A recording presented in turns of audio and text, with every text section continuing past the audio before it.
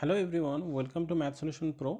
আজকে এই চ্যানেলে আমরা এই মুহূর্তে সবথেকে গুরুত্বপূর্ণ যে পরীক্ষা আছে আগামীতে, যেটা ডেট দেওয়া হয়েছে টেন্টেটিভলি, ডব্লিউসিএস 2021। তো এই ডব্লিউসিএস 2021 সহ অন্যান্য পরীক্ষার জন্য যে গুরুত্বপূর্ণ একটা জিনিস, যেটা হচ্ছে যে ইন্ডিয়ান ন্যাশনাল মুভমেন্ট, অর্থাৎ ভারতের জাতীয়তাবাদী আন্দোলন, অর্থাৎ ভারতের স্বাধীনতা আন্দোলন, এটা কিন্তু খুবই গুরুত্বপূর্ণ একটা বিষয়। তো সেই বিষয় নিয়ে আজকে আমি তৃতীয় ক্লাস অর্থাৎ 3 নম্বর ক্লাস নিয়ে আলোচনা করছি। 1 থেকে 25 পর্যন্ত প্রশ্ন আজকে, এবং যেই প্রশ্নগুলো বিভিন্ন পরীক্ষায়, স্টেট এবং সেন্ট্রাল লেভেলের পরীক্ষায় এসেছে, সেই কোশ্চেনগুলো নিয়ে ধারাবাহিকভাবে এবং ডিটেলসে প্রশ্নগুলো নিয়ে আমি সমস্ত অপশানগুলো নিয়েও ব্যাখ্যা করব।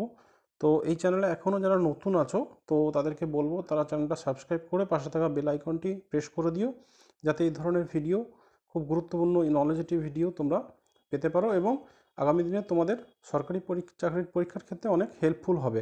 এই প্রসঙ্গে একটা কথা একটু জানিয়ে রাখি যে ডব্লিউবিসিএস প্রিলি এবং মেন্স এক্সামের জন্য কিন্তু উভয় ক্ষেত্রেই এই ইন্ডিয়ান হিস্ট্রির, এই ইন্ডিয়ান ন্যাশনাল মুভমেন্ট যে পার্টটা, সেটা খুবই একটা গুরুত্বপূর্ণ জায়গা।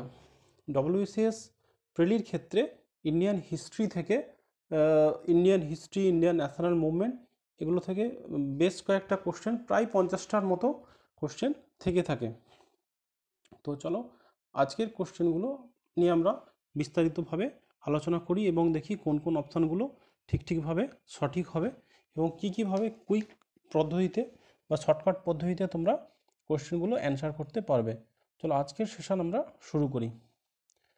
ফার্স্ট কোয়েশ্চেন কি বলেছে, who among the following is known as heroine of 1942 Indian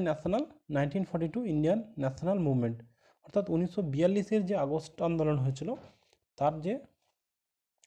তার প্রধান ছিলেন ডক্টর অ্যানি বেসান্ত। হিরোইন অর্থাৎ হিরোইন ছিলেন 1942 সালের কুইট ইন্ডিয়া মুভমেন্টের ডক্টর অ্যানি বেসান্ত।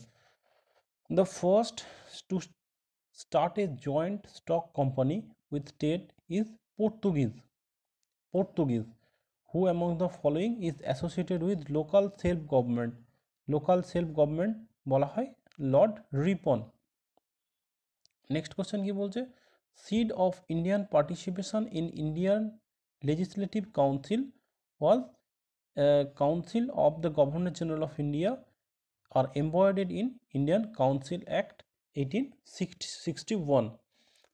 পাঁচের কোশ্চেনে কি বলছে, আর্য সমাজ ওয়াজ স্টার্টেড বাই স্বামী দয়ানন্দ সরস্বতী। আর্য সমাজ প্রথম প্রতিষ্ঠা করেছিলেন বা চালু করেছিলেন স্বামী দয়ানন্দ সরস্বতী।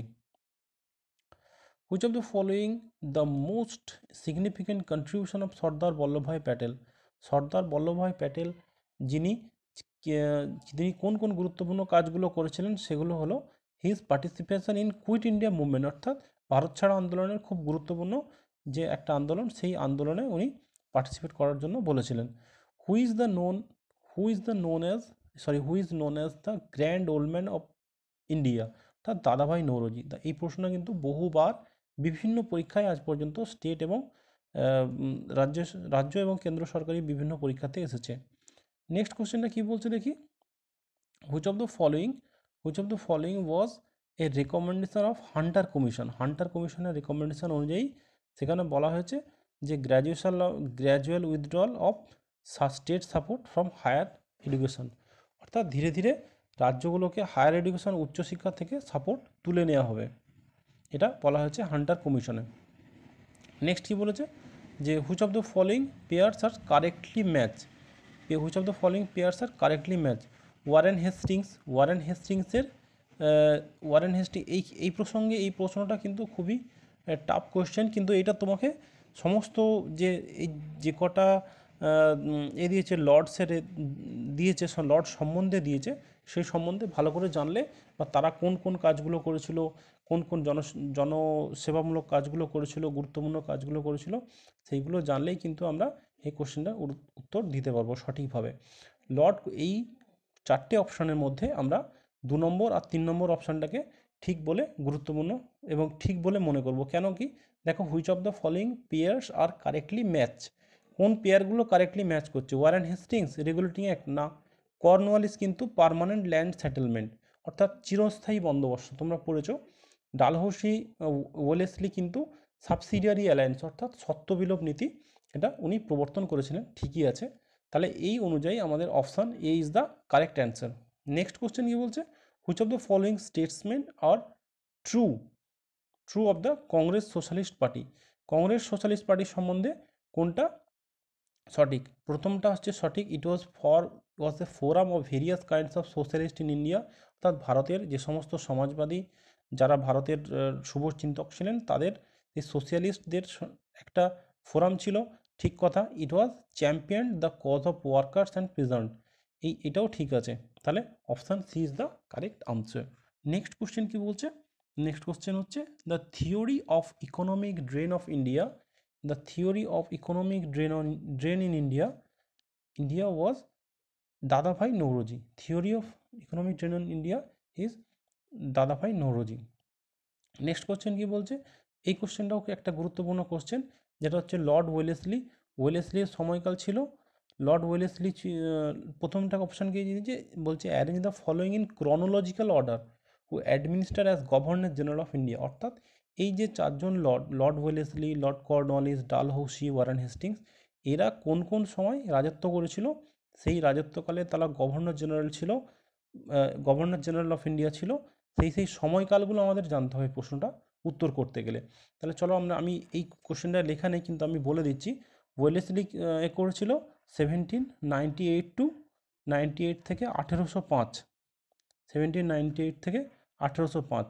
আচ্ছা, এরপরে আছে কর্নওয়ালিস রাজত্ব করেছিল, কর্নওয়ালিস রাজত্ব করেছিল লর্ড কর্নওয়ালিস 1757 টু 1805। আচ্ছা, এবার লর্ড ওয়ারেন হেস্টিংস করেছিল 1772 টু 1785। আর পরে রইল লর্ড ডালহৌসি 1848 থেকে লর্ড ডালহৌসি 1856 পর্যন্ত রাজত্ব করেছিল। তাহলে এই ক্রমে আমরা যদি ক্রনোলজিক্যাল ক্রমে সাজিয়ে ফেলি তাহলে গিয়ে আমাদের প্রথম অপশান হবে 3, অর্থাৎ ওয়ারেন হেস্টিংস, তারপর হবে কর্নওয়ালিস, তারপর হবে ওয়েলেসলি, তারপর হবে ডালহৌসি। এই ক্রম অনুযায়ী option A is the correct answer. Next question কি বলেছে, নেক্সট কোশ্চেন বলছে who amongst the following was involved in Alipore bomb case, অর্থাৎ আলিপুর বোম কেসের ক্ষেত্রে কে জড়িত ছিল? জ্যোতিরিন্দ্রনাথ দাস, উনি আলিপুর বোম কেসের ক্ষেত্রে জড়িত ছিলেন। Which of the following upheaval took place in Bengal immediately after revolt of 1857, অর্থাৎ মহাবিদ্রোহের পরেই কোন বিদ্রোহ মাথাচাড়া দিয়ে উঠেছিল? সেটা হলো ইন্ডিগো ডিস্টারবেন্স, অর্থাৎ নীল বিদ্রোহ মাথাচাড়া দিয়ে উঠেছিল।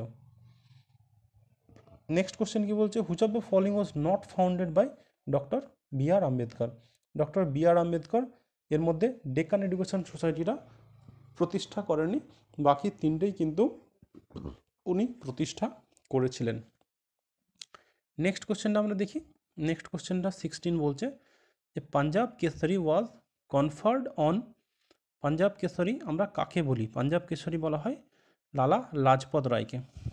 The affairs of east Indian company comes into hands of British crown under regulating act, under regulating act. 18টা কি বলছে, who among the following was called of as father of renaissance, father of renaissance অর্থাৎ নবজাগরণের জনক বলা হয় রাজা রামমোহন রায়কে। Muslim League first demanded partition of India in 1940। এই প্রসঙ্গে একটা বিষয় একটু বলে রাখি যে এই 1940 সালে আমাদের ইন্ডিয়ান ন্যাশনাল কংগ্রেসের লাহোর অধিবেশনে, সেই অধিবেশনের সভাপতি ছিলেন জওহরলাল নেহরু, ভারতের প্রথম প্রধানমন্ত্রী যিনি, উনি কিন্তু থাকাকালীন এই সভাপতিত্ব করে এই সভায় প্রথম দাবি উঠেছিল যে first demand of partition of India, অর্থাৎ ভারত ভাগ হওয়ার যে সিদ্ধান্ত কিন্তু ওই সভাতেই প্রথম নেওয়া হয়েছিল। ভারতের ইতিহাসে যেটি একটি গুরুত্বপূর্ণ অধ্যায়। নেক্সট কোশ্চেন কি বলছে, the supreme court in British India was established in 18 the Charter Act of 1833 অর্থাৎ 1833 সালের চার্টার অ্যাক্ট অনুযায়ী সুপ্রিম কোর্ট অফ ইন্ডিয়া তৈরি করা হয়েছিল। Gandhiji wanted the student spend there vacation অর্থাৎ ছেলেরা তাদের গুরুত্বপূর্ণ সময় বা অবশিষ্ট সময় গান্ধীজি চাইতেন তারা সোশ্যাল সার্ভিস অর্থাৎ সামাজিক কাজে ব্যয় করুক। Next question, which of the following are the three landmarks of কি ডালহৌসির অ্যাডমিনিস্ট্রেশন।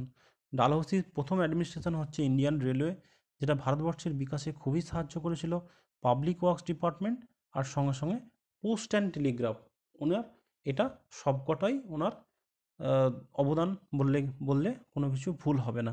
তাহলে অপশান 1, 2 and 4 1, 2 আর 4 অর্থাৎ option D is the correct answer. Dalhousie একজন সবথেকে গুরুত্বপূর্ণ অ্যাডমিনিস্ট্রেটর, যিনি আমাদের ভারতবর্ষে এই তিনটে বিষয়, যেটা হচ্ছে 1853 ইন্ডিয়ান রেলওয়েজ, যেই রেলওয়েজ আমাদের আজকে খুব গুরুত্বপূর্ণ ভূমিকা করছে ভারতের অর্থনৈতিক বিকাশে, পাবলিক ওয়ার্ক ডিপার্টমেন্ট পিডব্লিউডি এবং পোস্ট অ্যান্ড টেলিগ্রাফ, এই তিনটেই কিন্তু লর্ড ডালহৌসি প্রতিষ্ঠা করেছিলেন। নেক্সট কোশ্চেন কি বলছে, who is the president of independent India. President of independent India অর্থাৎ স্বাধীন ভারতের প্রথম রাষ্ট্রপতি ছিলেন ডক্টর রাজেন্দ্র প্রসাদ। এই প্রসঙ্গে একটা কথা বলে রাখি, উনি 1950 সাল থেকে 1962 সাল পর্যন্ত প্রথম রাষ্ট্রপতি ভারতবর্ষের, উনি 12 বছর রাজত্ব করেছিলেন।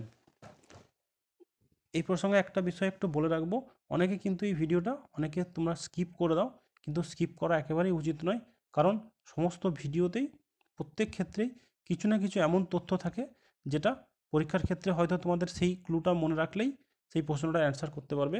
তো ওই জন্য ভিডিওটা প্রথম থেকে শেষ পর্যন্ত দেখবে সবসময়, যে কোনো ভিডিওতে।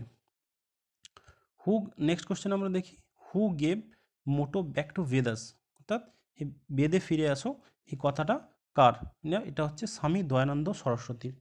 নেক্সট কোশ্চেন কি বলছে, যে theosophist education and Indian national leader the description fits is, এই উক্তিগুলো কার ক্ষেত্রে উপযোগী, অ্যানিবেশন অর্থাৎ অ্যানিবেশনদের ক্ষেত্রে উপযোগী। তো এই ছিল আজকে আমাদের এই 25টি প্রশ্ন, যেটা নিয়ে আমি এতক্ষণ আলোচনা করলাম। তো এই 25টা প্রশ্নের লিঙ্ক আমি তোমাদের ভিডিও ডেসক্রিপশানে দিয়ে দেবো। সেই লিঙ্ক থেকে প্রশ্নটা তোমরা ডাউনলোড করে নোটস হিসাবে রেখে পরীক্ষার সময় গুরুত্বপূর্ণ স্টাডি মেটেরিয়াল হিসাবে পড়ে যাবে। এবং এই প্রশ্নগুলো কিন্তু বিভিন্ন পরীক্ষাতে এসে থাকা প্রশ্ন। তো আশা করব এই সেশনটা তোমাদের ভালো লেগেছে। যদি ভালো লাগে তোমরা লাইক করে দিও এবং বন্ধুদের মধ্যে শেয়ার করে দিও, এবং যদি কিছু জানার থাকে বা কোনো বিষয়ে বলার থাকলে কমেন্ট সেকশানে জানিও। Thanks for watching.